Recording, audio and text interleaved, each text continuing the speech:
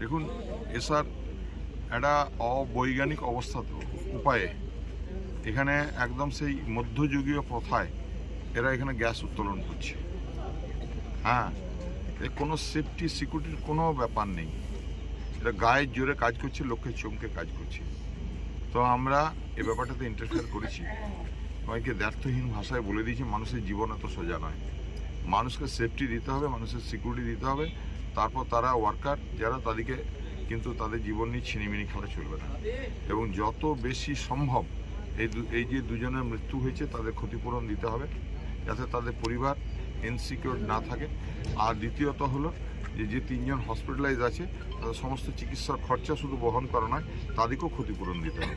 বিগত দিনে অনেক দুর্ঘটনা ঘটেছে এবং কোনো সদুত্তর পাওয়া যায়নি সেফটি সম্বন্ধে, কি বলুন? বিগত দিনে কি হয়েছে তা তো জানি না।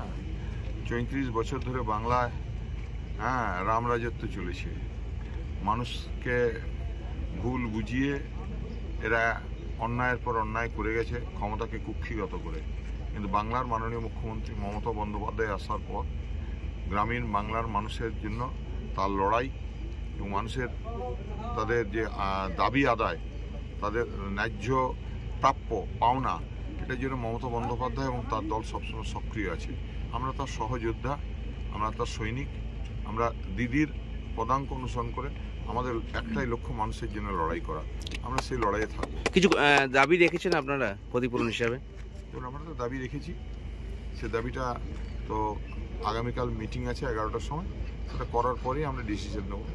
অলরেডি আমাদের ইউনিয়নের তরফে, আমাদের তো এসআর ইউনিয়ন আছে এবং আমাদের 2 ব্লক প্রেসিডেন্ট ছিলেন, নবদা আর আমাদের শতদীপ। তো আমরা এটা তো কালকে বসে ফাইনাল করব।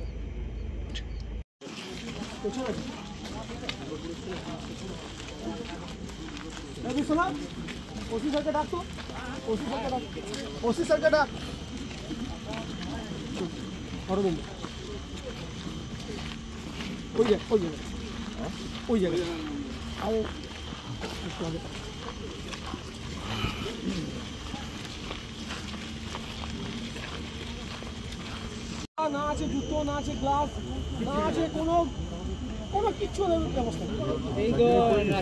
দুজন পড়ে গেছিল, ওদের দুজনকে বাঁচাবার জন্য আরো দুজন থাকে, ঠিক আছে? মানে তোলার কোনো ব্যবস্থা নেই, জেসিবি করে তুলে দিয়ে।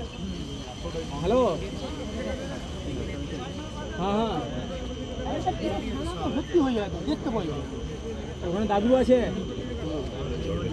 আর এই জলটাই তো আমার করছে, 50 নম্বরে যাচ্ছে, 50 নম্বর থেকে গাড়ি